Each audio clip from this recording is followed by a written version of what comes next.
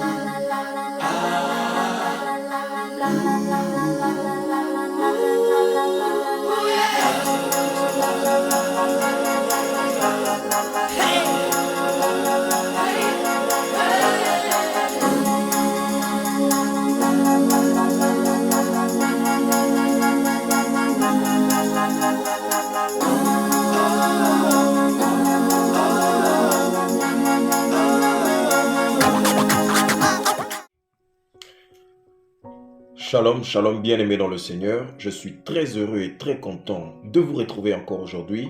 Nous allons devoir partager sur quelque chose qui est assez courant dans notre vie.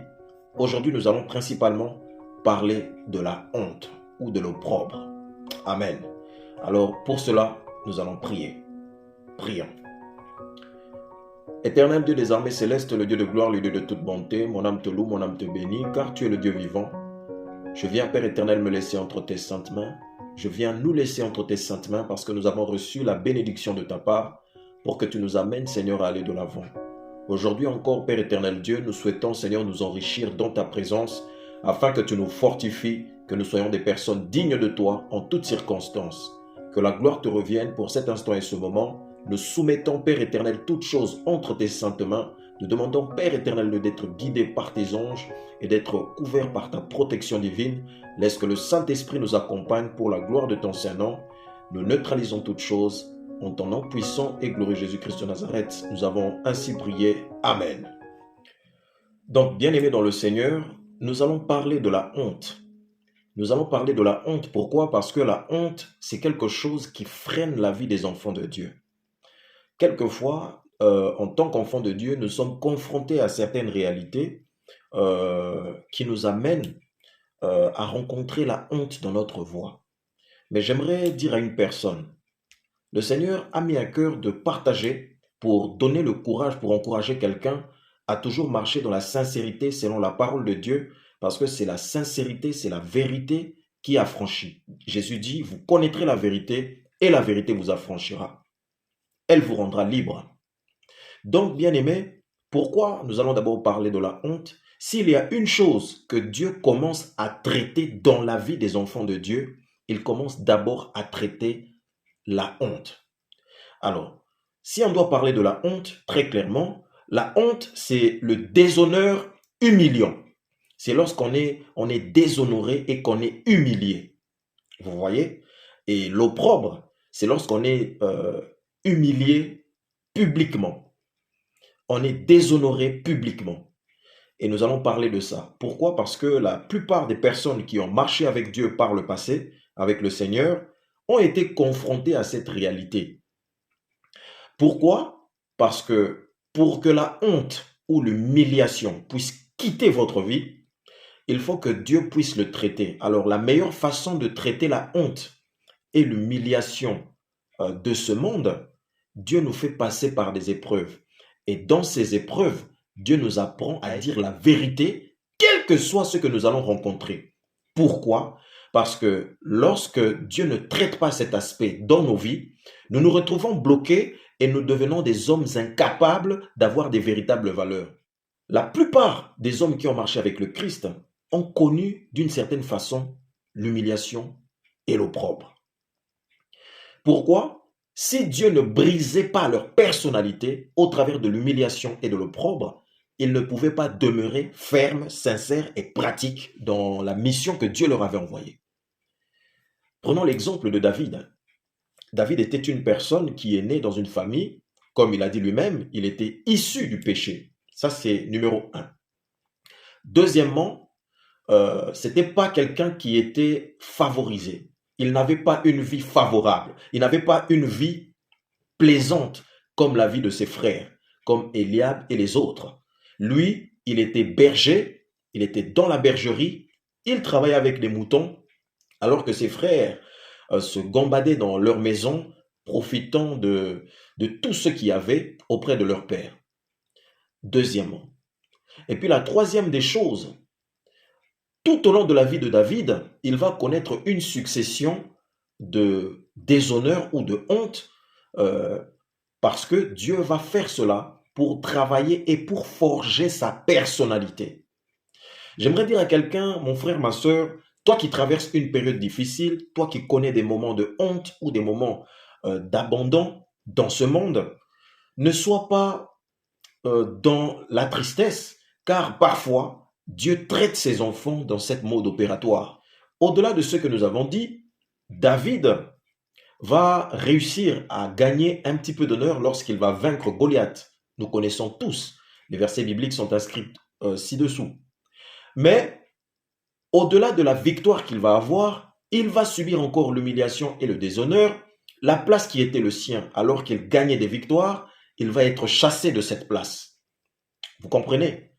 Lui qui gagnait des batailles, lui pour qui les personnes ont chanté la chanson, que Saoul en a tué 1000, David en a tué 10 000, s'est retrouvé poursuivi, pourchassé comme une proie, alors qu'il méritait d'avoir une place d'honneur. Vous comprenez? Toutes ces choses, c'était la honte aussi. Au-delà de ça, David va se retrouver, la femme qu'on lui avait donnée, la fille de Saoul qui était promise à David, va se retrouver livrée, donnée à un autre homme. Ça encore, c'est de l'humiliation. C'est de l'humiliation. Et David va traverser toutes ces choses. Et une fois que David va se retrouver dans la royauté, il deviendra quelqu'un de fort et d'assis et qu'il va commencer à gouverner Jérusalem. David commettra des fautes majeures. La première faute, c'était lorsqu'il avait fait le dénombrement des enfants d'Israël. Pourquoi? Il avait pris de la hauteur et cette hauteur a détruit sa personnalité. Alors, il va laisser libre cours à Satan qui va prendre place et qui va le pousser à faire le dénombrement, ce qui va amener la colère de Dieu. Vous comprenez? Et beaucoup de personnes vont périr à cause de cette erreur. David va commettre encore une faute connue de tous, c'est la faute de la femme d'autrui, donc de Bathsheba, qui était la femme de Uri le Hittite, qu'il va faire assassiner. Et pour cela, Dieu va le traiter de la façon la plus dure. David sera humilié par son propre fils, Absalom, parce que dans sa famille, David va rencontrer des événements horribles. Sa fille se fera violer par son propre frère. C'est une situation humiliante qui était connue au sein de son cercle. Absalom va tuer son propre frère. Tout cela, c'est encore de l'opprobre parce que ça s'est fait au vu et au su de tout le monde. Et puis, il y aura encore la suite, c'est que le fils de David, Absalom, va prendre les concubines, les femmes qui vivaient avec son père, et il va les déshonorer dans un espace public, je dirais semblable à un stade. Il va le déshonorer. Alors, pour mieux comprendre ce que nous sommes en train de dire, alors je vais aller dans le livre de Psaume chapitre 44 au verset 15. David dit ceci: « Ma honte est toujours devant moi et la confusion couvre mon visage. » Psaume chapitre 25 au verset 2. « Mon Dieu, en toi je me confie, que je ne sois pas couvert de honte, que mes ennemis ne se réjouissent pas à mon sujet. Parole du Seigneur. Toutes ces choses dont je viens de vous citer, bien-aimés, ce sont des tas et des tas d'événements qui vont arriver à la vie de David. Pourquoi est-ce que nous en parlons? Parce que Dieu voulait enlever totalement la vie honteuse qui est dominée par la chair pour faire entrer la vie de gloire qui vient de lui, qui vient de son esprit. Dans la parole de Dieu, il est dit ceci, que maudit soit l'homme qui se confie à l'homme et qui prend pour appui la chair. Or, à chaque fois que David a pris l'appui sur la chair, il s'est retrouvé humilié. Humilié. C'est pourquoi, frères et sœurs, j'aimerais dire à quelqu'un, ne faites jamais les choses à cause de la honte, parce que si vous faites quelque chose à cause de la honte, Dieu va vous humilier. Ayez toujours à cœur de marcher avec le Seigneur en toute sincérité et en gardant une position ferme. Pourquoi? Parce que à chaque fois que vous allez avoir honte d'un homme, Dieu va vous humilier pour vous amener à comprendre que c'est lui que tu dois suivre, que c'est lui que tu dois craindre et que c'est surtout lui que tu dois obéir. Ésaïe 51, verset 7. Écoutez-moi, vous qui connaissez la justice, peuple qui a ma loi dans ton cœur. Ne craignez pas l'opprobre des hommes et ne tremblez pas devant leurs outrages. Et ce qui est pire, en fait, dans cette histoire, c'est que quand nous, en tant qu'enfants de Dieu, nous acceptons parfois de faire certaines choses à cause de la honte, parce que nous ne voulons pas avoir honte, nous ne voulons pas qu'on nous humilie par un homme, nous ne voulons pas être humiliés par un homme, donc nous nous privons de faire ce que Dieu nous demande, parce que nous cherchons à faire plaisir à un homme. D'une certaine façon, Dieu va nous reprendre. Si, en tant qu'enfant de Dieu, tu veux vivre une vie remplie de gloire et remplie de vérité, c'est une vie dans laquelle où tu dois accepter de faire ce que Dieu te dit. La plupart des personnes qui sont devenues des serviteurs de Dieu passent par l'humiliation, passent par la honte, passent par l'opprobre parfois, parce que Dieu les traite afin qu'ils comprennent qu'il est le seul et le véritable Dieu. Ne faites jamais quelque chose parce que vous avez honte. Si vous faites quelque chose parce que vous avez honte, qu'on parle de vous négativement ou qu'on vous critique négativement, vous évitez de faire cette chose, ou on vous demande de faire quelque chose qui n'est pas convenable et que vous acceptez de le faire, bien aimé, vous allez souffrir parce que Dieu va vous traiter et il va vous traiter durement. Dans plusieurs livres de Proverbes, Dieu nous demande d'être des personnes humbles. Pourquoi? Pour nous préserver de tomber dans l'humiliation. Mais dans notre humilité, nous devons avoir la capacité d'être des personnes véridiques. Des personnes qui disent toujours la vérité, que cela plaise ou non. Parce que faire plaisir aux hommes peut devenir une souffrance pour nous-mêmes.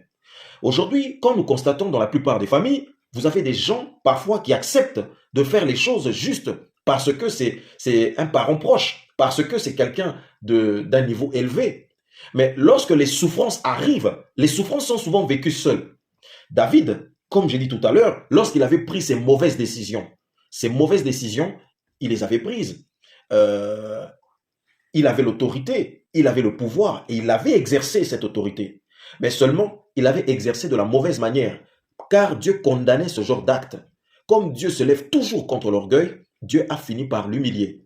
Il y a plusieurs rois d'Israël qui ont rencontré ce genre d'événements, qui ont fait d'eux des personnes humiliées. Pourquoi? À cause de la désobéissance. C'est pourquoi, bien aimé, la Bible déclare que l'obéissance vaut mieux que le sacrifice. L'obéissance vaut mieux que le sacrifice. L'obéissance à la parole de Dieu nous préserve et nous protège de diverses hontes et de diverses déshonneurs, de diverses humiliations. Pourquoi aujourd'hui, bien-aimés, les hommes de Dieu sont livrés? Pourquoi aujourd'hui, bien-aimés, dans le Seigneur, il y a des confrontations les uns avec les autres?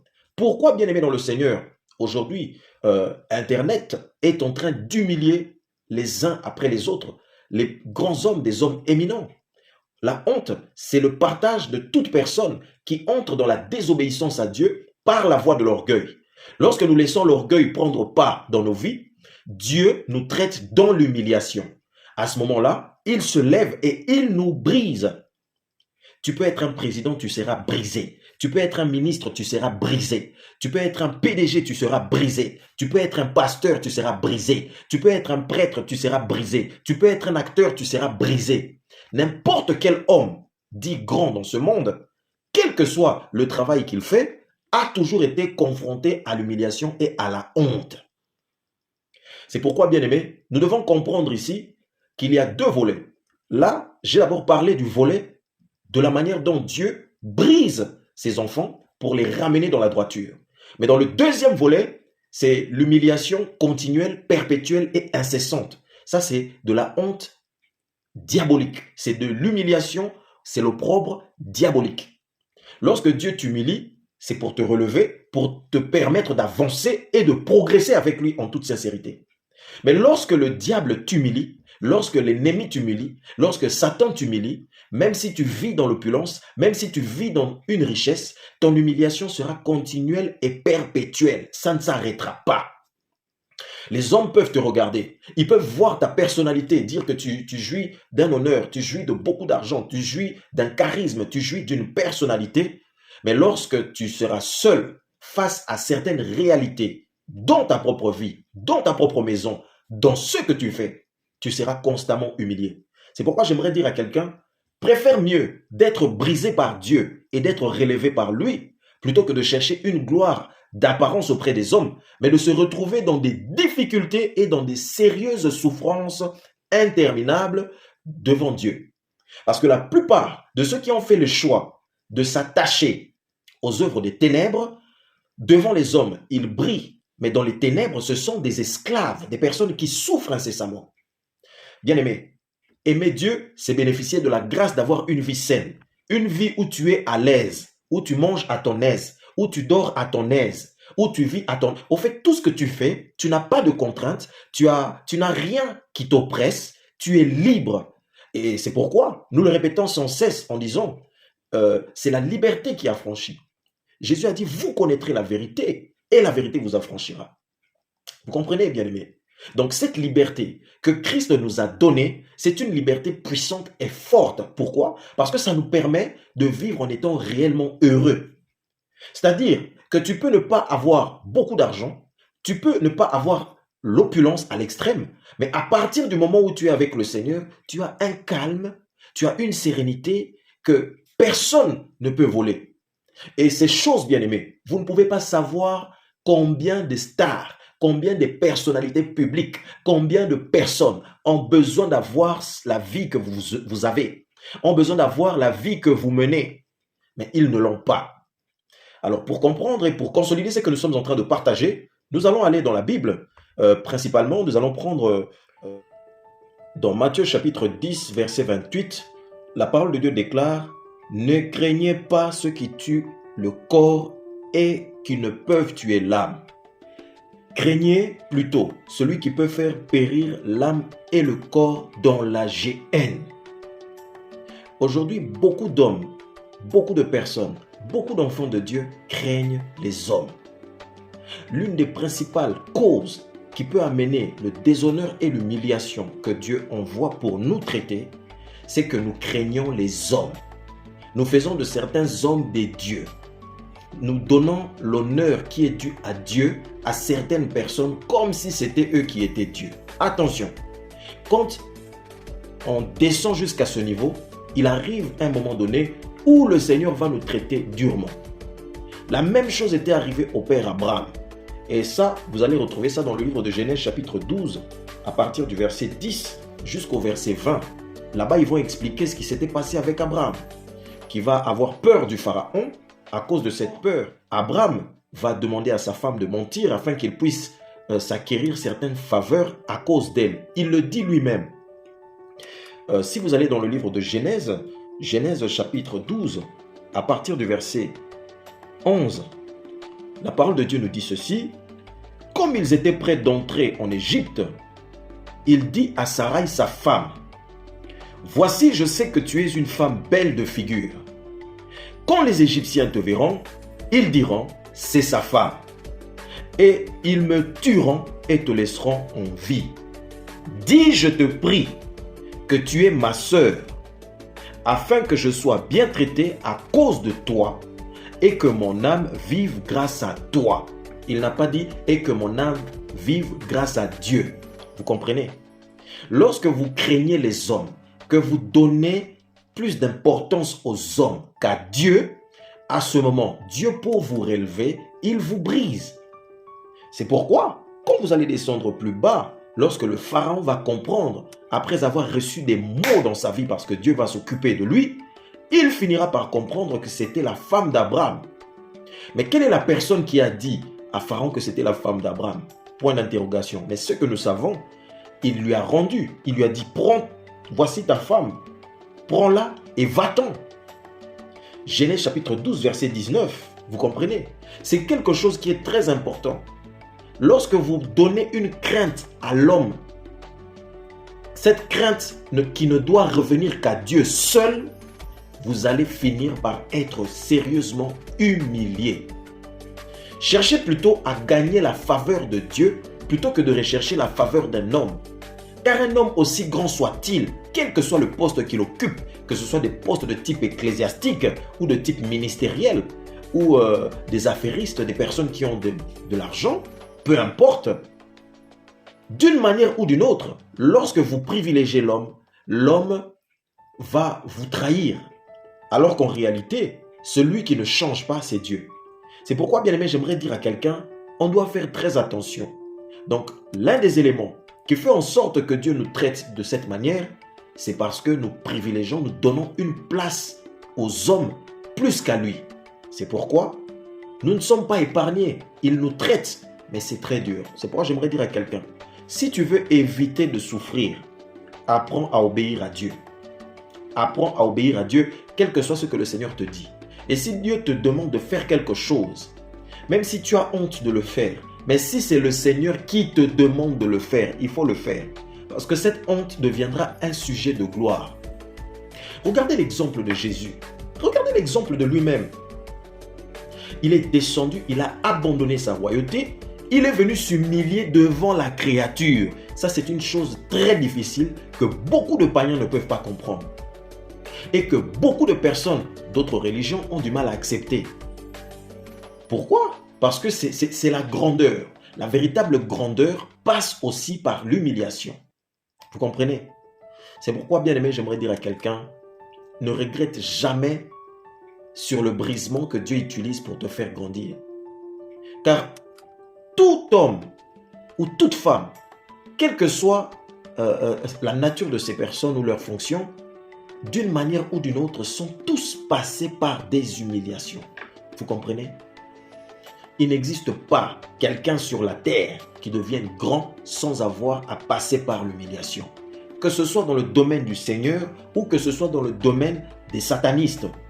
D'une certaine façon, c'est le processus auquel tout le monde doit passer. Parce que Dieu traite toujours de la sorte. Du fumier, il relève l'indulgent. C'est ça, notre véritable Dieu.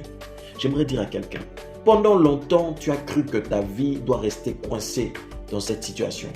Pendant longtemps, tu t'es dit, j'ai vu une honte incessante. Oui, si cette honte continue sans arrêt, c'est pas normal. Ce que Dieu permet vient, c'est périodique. Même si la période peut être longue, il y aura toujours un moment de gloire. Mais la honte qui continue et qui ne s'arrête pas, cette honte qui est parfois masquée, c'est une honte où c'est de l'opprobre qui est diabolique, qui est satanique, qui est sorcellérique, méphistophélique. C'est celle surtout qui, en apparence, donne une image de bien, alors qu'en réalité, c'est l'esclavagisme. C'est pourquoi je parle à quelqu'un. Toi qui as commis une erreur, qui as fait une faute, tu t'es retrouvé par terre. Ne te dis pas que ma vie s'arrête là. Dis-toi que Dieu peut prendre le sujet de ta honte et faire de toi une personne glorieuse. Mais à d'autres, à toi qui as choisi d'entrer dans des pratiques impures et qui agit en cachette et tu crois que les gens ne te verront pas, sache que tu es devenu esclave du diable et que c'est le moment d'abandonner, car si tu continues d'une manière ou d'une autre, le Seigneur s'occupera de toi. Donc Dieu traite ces choses. Alors pour consolider ce que nous sommes en train de dire, nous allons encore lire la parole de Dieu. Ésaïe chapitre 54 au verset 4, la parole de Dieu nous dit ceci: ne crains point, car tu n'auras point honte. Ne crains point, car tu n'auras point honte. Cela veut dire quoi? De ne pas avoir peur, de ne pas avoir la crainte, mais des hommes. De ne pas avoir la crainte, de ne pas avoir la peur, mais des hommes. Vous comprenez? Ne crains point, car tu n'auras point de honte. Maintenant, imaginez, si vous craignez, vous aurez honte, parce que vous craignez les hommes. Si vous craignez les hommes, vous serez dans la honte. Vous comprenez? L'une des choses d'ailleurs, j'aimerais préciser, qui a conduit David à perpétrer son erreur avec jusqu'à aller tuer Uri, c'est parce que David ne voulait pas que les hommes sachent qu'il avait engrossé la femme de son serviteur, qu'il a essayé différentes méthodes pour empêcher, pour masquer son erreur et sa faute. Mais Dieu, l'ayant compris, va fermer toutes les barrières. Et c'est pourquoi David va aller jusqu'à tuer. Pourquoi? Parce qu'il ne voulait pas avoir honte. Il ne voulait pas qu'on sache qu'il avait engrossé la femme de quelqu'un d'autre. Ne crains point, car tu n'auras point de honte. Ça, c'est la parole de Dieu. Je viens de dire à quelqu'un, ne crains point, car tu n'auras point de honte. Ne crains point, car tu n'auras point de honte. La honte n'est pas pour les enfants de Dieu. Même si tu vas vivre un temps de déshonneur, mais ça sera un temps pour te briser, pour te relever, pour te donner un caractère, pour te donner une forme qui fasse de toi une personnalité. Mais si tu crains les hommes, tu les laisses faire, tu finiras comme une serpillière. Aujourd'hui, bien-aimés, je dois vous dire la vérité. Dieu n'aime pas les personnes qui n'ont pas de charisme. Dieu n'aime pas les personnes qui n'ont pas la personnalité. Tous ceux qui ont travaillé avec Dieu d'une manière ou d'une autre, même lorsqu'ils étaient faibles comme Gédéon, Dieu les a relevés, il leur a donné la force et l'autorité. Lorsque Gédéon était quelqu'un qui avait peur et qu'il était sans cesse dans la crainte, il passait son temps à malaxer des pattes chez Manassé, où il était dans l'extrême pauvreté. Mais lorsqu'il va comprendre et qu'il va obéir à Dieu, qu'il va mettre en place la parole de Dieu, il va mettre en exécution la parole de Dieu, Dieu va le sortir de la honte. Et beaucoup de personnes aujourd'hui sont en train de se priver d'une carrière, sont en train de se priver d'une grâce, sont en train de se priver d'un épanouissement que Dieu a préparé pour eux, tout simplement parce qu'ils ont voulu plaire aux hommes. Et à cause de ça, ils ont voulu préserver leur image. Ils ont eu peur des hommes. Ils n'ont pas dit la vérité. Certaines personnes n'ont pas dit la vérité. Elles se sont retrouvées à tomber dans des erreurs et à cause de ça, leur vie n'a été que désastre. Bien-aimé, lorsque Dieu te demande de faire quelque chose, même si cette chose fait en sorte que tu sois déshonoré, que tu aies honte, ça sera pour peu de temps et cette honte sera le sujet de ta gloire. Mais quand Satan te pousse à faire quelque chose, il utilise la même technique, mais ton humiliation sera incessante et continuelle. Parce que pour la gloire des hommes, combien de personnes ne font-ils pas des choses impures, sans vergogne, sans scrupule? Des gens n'ont pas froid aux yeux à aller jusque loin dans des actes qu'ils commettent. Bien aimé, vous connaissez tout ce qui se passe actuellement. Donc il faut savoir que cette même méthode que Dieu utilise pour l'élévation de ses enfants, mais l'élévation de ses enfants vient les arracher et ôter carrément l'opprobre. Mais l'élévation des fils du diable, bien au contraire, les maintient dans l'humiliation continuelle. Vous comprenez? Et la chose qui est la plus importante, c'est que lorsque nous passons par le brisement que Dieu fait à notre égard, pour nous élever, nous entrons dans la vie éternelle. Nous devenons les enfants du royaume. Comme Jésus-Christ, le premier-né d'entre les morts, a été le premier en tout. Parce qu'il a été capable de briser les règles de la loi. Il a été capable de s'humilier. Il a été capable d'accomplir toutes choses. Cette loi qui était venue pour condamner les hommes, aucun homme n'a pu le respecter et d'aller jusqu'à la fin de cette loi. Mais lui-même, il est venu, il s'est fait chair et il a accompli toutes les choses de la loi pour accomplir ces choses afin de nous donner accès à la véritable liberté. Car tant qu'il y avait la loi, aucune personne ne pouvait vivre en ayant réellement cette liberté qu'il accorde à ses enfants. C'est pourquoi, bien-aimé, quel que soit ce que tu as vécu, à toi qui as vécu des moments de tristesse, tu as vécu des moments où tu t'es senti vraiment humilié, où tu t'es senti tu n'avais plus d'importance, où tu as été dans une place où tu étais inconsidéré, où tu as vécu une sorte d'expérience très difficile qui a cassé ta personnalité, où les hommes se sont moqués de toi, où les gens ont parlé négativement de toi, où tu as reçu des critiques humiliantes d'une manière ou d'une autre, j'aimerais te dire, frères et sœurs, à toi qui écoutes ce message, que Dieu est en train de faire de toi un sujet de son élévation afin que sa gloire puisse être manifestée sur la terre. Car ce que toi tu vis dans l'humiliation, Dieu va faire de cela l'étendard qui va permettre à plusieurs autres personnes de vivre une vie meilleure. Et c'est comme ça, bien-aimés, que parfois les enfants de Dieu véritables portent la couronne de gloire que Dieu offre à ceux qui l'aiment. C'est pourquoi, bien-aimé, j'aimerais dire à quelqu'un, n'ayez jamais honte de faire quelque chose par rapport à un homme. Ne craignez pas les hommes, ne donnez pas de l'importance aux hommes plus qu'à votre Créateur.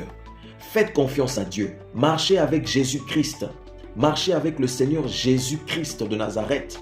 Soyez son image. Respectez sa parole. Craignez-le. Faites un effort de lui ressembler. Chaque jour, battez-vous pour avoir la possibilité d'être une personne digne auprès de votre Dieu. Car c'est à lui seul et lui seul qui vous donnera la vie. Alléluia. Bien-aimés, pour aujourd'hui, nous allons nous arrêter là et si le Seigneur le permet, nous continuerons de parler de ces choses parce que c'est très important. Beaucoup de gens se disent, ma vie n'a plus de sens, je ne réussis pas à faire ce que je veux, donc je préfère rester comme je suis. Ou d'autres même vont jusqu'à mettre fin à leur vie. Mais en réalité, j'aimerais dire à quelqu'un, Dieu il est là. Tu n'es pas le seul à souffrir, tu n'es pas la seule à souffrir. Tous ces gens que vous voyez, toutes ces personnes qui ont des belles apparences, ils souffrent aussi. Toutes ces personnes parfois qui sont mariées, parce qu'aujourd'hui quand on prêche, tu vas te marier, tu vas avoir des enfants. Il y a des personnes qui sont mariées, mais qui souffrent plus que des personnes qui ne sont pas mariées. Il y a des personnes qui ne sont pas mariées qui ont une meilleure vie aussi. Il y a des femmes qui ont des enfants, mais leurs enfants sont devenus des véritables fardeaux pour leur vie. Et il y a aussi des femmes qui n'ont pas d'enfants, mais qui ont une vie de tranquillité et de paix. En fait, toutes ces choses ne veulent rien dire. Le véritable bonheur, bien-aimé, c'est lorsqu'on écoute la parole de Dieu et qu'on fait confiance à son Dieu et qu'on développe une relation personnelle profonde avec notre Seigneur. Ce n'est que ça, au fait, qui nous délivre, qui nous donne la force, qui nous donne l'intelligence et qui nous donne la capacité de nous épanouir réellement. Car l'épanouissement véritable ne peut pas venir en dehors de la parole de Dieu. C'est pourquoi, bien-aimé, j'aimerais encourager quelqu'un. J'aimerais dire à quelqu'un, si tu as vécu une honte, je te dis cette honte est passagère. Si tu as vécu une honte à cause du Seigneur, je te dis que cette honte est passagère. Parce que lorsque Dieu va t'élever, il va t'élever à la hauteur qui fera en sorte que même cette honte n'aura même plus de place. Et j'aimerais dire à quelqu'un, lorsque tu subis une honte qui vient de Dieu, lorsque Dieu permet à ce que tu sois brisé et que tu sois humilié et que tu sois déshonoré d'une certaine manière, il y a une force que le Seigneur place à l'intérieur de ta personne qui te donnera l'autorité et une puissance qui sera supérieure. Et toutes les personnes qui sont devenues des personnalités, qui sont devenues des étoiles, des véritables étoiles, ce sont les enfants de Dieu. Les véritables stars, ce sont les enfants de Dieu. Ce ne sont pas des stars connues dans le monde, mais ce sont des étoiles qui sont connues de Dieu. Ce sont les personnes qui sont passées par des épreuves, par des humiliations, parfois graves, très graves, mais que Dieu va relever pour la gloire de son Saint-Nom. J'aimerais te dire, à toi qui as longtemps pleuré, tu t'es dit que je n'étais pas considéré, que j'ai vécu une misère, j'ai été brisé jusqu'au plus profond de ma personne. J'ai été humilié à un niveau auquel je ne croyais pas. Sache que Dieu prépare une sortie pour toi. Et contre Goliath, tu battras les Philistins. Tu seras comme un guerrier, un vaillant héros qui ne tombera jamais face aux épreuves. Parce que pour devenir une personnalité grande, tu dois avoir la capacité de traverser certaines choses qui feront de toi quelqu'un de puissant et de valeureux. J'aimerais dire à quelqu'un que la honte que tu as vécue dans ton passé ne fasse pas de toi quelqu'un qui baisse les bras. Ne te laisse jamais faire. Garde ta personnalité. Que la sagesse soit ton partage et que la puissance de Dieu t'accompagne. Que le feu de sa gloire t'accompagne. Que le feu du Saint-Esprit t'accompagne. Car lorsque toi tu te relèveras, tous ceux qui t'avaient humilié, tous ceux qui t'avaient cassé, tous ceux qui s'étaient moqués de toi vont te regarder avec un œil différent. Pourquoi? Parce que Dieu t'a élevé spirituellement. Il t'a donné une place qui est incomparable, incomparable au président de ce monde, incomparable au riche homme de ce monde, incomparable à ce que les hommes pensent, mais uniquement par ta parole, par ta puissance, par ton charisme et par ta personnalité, Dieu fait de toi quelqu'un d'épanoui et de grand et de puissant. Mais j'aimerais dire à ceux qui sont dans les mauvaises pratiques, à ceux qui œuvrent dans les ténèbres, à ceux qui montent en orgueil, car l'orgueil est l'élément qui détruit. L'orgueil est l'élément que Dieu déteste de plus. Parmi les premiers péchés, le péché de l'orgueil, c'est cela qui a amené la chute du diable, la chute de Satan, celui qu'on appelle Lucifer, parce qu'il était orgueilleux. Raison pour laquelle, bien aimé dans le Seigneur, une personne qui est dans l'orgueil connaîtra successivement des humiliations, pourra donner l'apparence de quelqu'un qui jouit d'un plaisir, qui jouit d'une vie épanouie, alors qu'en réalité, ça ne sera que l'apparence. En réalité, ça sera l'esclavagisme. C'est pourquoi, enfants de Dieu, je reviens à dire que craignez plutôt Dieu, celui qui vous donne la vie, celui qui vous donne la force de vivre, comme nous avons lu tantôt dans le livre de Matthieu. Craignez plutôt celui qui fait périr le corps et âme et qui le jette dans la géhenne. Ayez la crainte de Dieu. La parole de Dieu dit que la crainte de Dieu, c'est le commencement de la sagesse. La honte que vous avez, que vous accordez aux hommes, la crainte que vous accordez aux hommes ne vous apportera rien. Si Dieu te demande de faire quelque chose, même si devant les hommes, ça va paraître comme quelque chose de la honte, ne regarde pas ces choses-là, mais toi fais ce que Dieu te dit. Parce que sur le champ, les hommes ne comprennent pas, mais celui qui détient la clé de l'éternité, c'est Dieu. Et c'est lui-là même qui va marquer la différence. Lorsque tu vas accomplir ce qu'il a dit, les gens qui ont parlé verront comment Dieu va faire des choses grandes avec toi. Alléluia. La honte, l'opprobre, peut être le sujet de Dieu pour te briser, pour te former. Mais attention, la honte et l'opprobre incessante peut être un outil que l'ennemi, le diable, utilise pour te détruire. C'est pourquoi j'aimerais encourager une personne à maintenir la droiture avec Dieu, à sonder les Écritures, à s'examiner soi-même, à regarder là où il y a eu des failles, là où il y a eu des fautes, là où il y a eu des ouvertures, là où il y a eu l'orgueil, là où il y a eu des mauvaises décisions qui ont amené à ce que Dieu puisse corriger au travers des épreuves, au travers de la honte, au travers de l'humiliation, comme cela a été arrivé à David, comme cela a été arrivé à Abraham, et comme cela a été arrivé à Nabucodonosor, comme cela a été arrivé à Pierre qui a renié le Christ. Vous comprenez? Comme cela a été arrivé à Jonas et à la plupart des serviteurs de Dieu qui ont connu ces choses. Dieu nous appelle à devenir des hommes valeureux, des femmes valeureuses, des personnes qui ont un charisme et une capacité d'être saines, respectées, respectables, d'avoir la dignité véritable, de marcher dans la droiture et dans la sincérité. C'est à cela que Dieu nous appelle et c'est à cela que Dieu t'appelle, mon frère, ma soeur. Que le Seigneur te bénisse. Je vais prier. Éternel, je bénis, Seigneur, ce moment, ce temps de ta parole, car tu as vaincu les plans de l'ennemi dans la vie de mon frère, dans la vie de ma soeur. Tu as éliminé les plans machiavéliques qui consistaient à les humilier perpétuellement. Mais par ton amour, par ta bonté, par ta grâce, tu as relevé celui qui était faible, tu lui as redonné la force et tu lui as donné un charisme et tu lui as donné une personnalité afin que ta gloire soit manifestée sur la terre. Car dans ta parole, tu déclares à la loi et au témoignage, ceux qui ne parlent pas ainsi, ils ne verront point se lever l'aurore. Que le Seigneur vous bénisse. Nous allons nous retrouver dans le prochain numéro. À très bientôt avec notre Seigneur. Ciao, ciao. Bye.